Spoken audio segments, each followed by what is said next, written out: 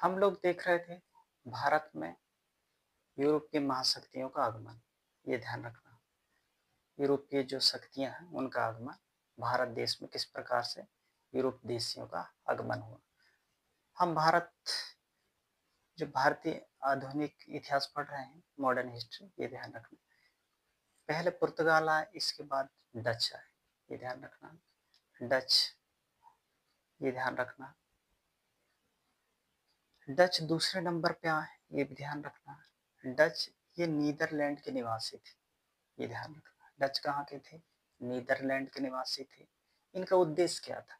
ये इंडोनेशिया के मसाला द्वीपों पर अधिकार करना इनका मुख्य उद्देश्य था। इन्होंने भारत पे ज़्यादा फोकस नहीं किया, लेकिन इंडोनेशिया में बहुत ज़्यादा फोकस किया था, ये ध्यान रखना है। इसलिए यहाँ के जो द्वीप रहा एक मलक्का द्वीप करके, इसको मसाला द्वीप भी कहा जाता है। तो ध्यान रहे, इंडोनेशिया को जो मसाला के द्वीप, इन पर अधिकार ज़्यादा कर किया डच, ऐसा ये ध्यान रखना है। मलक्का द्वीप को मसाला द्वीप कहा जाता है। किस द्वीप को मसाला द्वीप कहा जाता है? मलक्का द्वीप को, ये ध्यान। भारत में पहली जो कंपनी बनी वो मछलीपट्टनम करके बनी, आंध्र प्रदेश में, ये ध्यान रखना। डच की जो कंपनी, पहली कंपनी कहाँ थी? मछलीपट्टनम में, ये ध्यान रखना है, आंध्र प्रदेश में। अन्य फैक्ट्री की बात करें तो ये कलिकट तमिलनाडु में, कलिकट तमिलनाडु में है। अन्य फैक्ट्री बालसोर उड़ीसा में है, और कासिम बाजार ये पश्चिम बंगाल में, पटना बिहार, ऐसा करके ये अन्य फैक्ट्री भी डच लोगों ने खोला।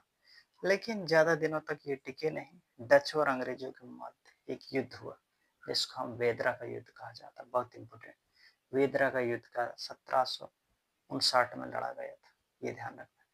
पूरी तरह से ये डच पराजित हुए और बेच के, और ये इंडोनेशिया चले गए, ये ध्यान रखना। तो ध्यान रखना है, डच ये नीदरलैंड के निवासी थे। इनका उद्देश्य इंडोनेशिया के मसाला द्वीपों पर अधिकार करना था। मलक्का द्वीप को मसाला द्वीप कहते हैं। भारत में पहली कंपनी कहाँ डाले थे डच लोग? मछलीपट्टनम में, आंध्र प्रदेश में। अन्य फैक्ट्री कलिकट ये तमिलनाडु है, बालासुर उड़ीसा है, कासिम बाजार पश्चिम बंगाल, पटना बिहार।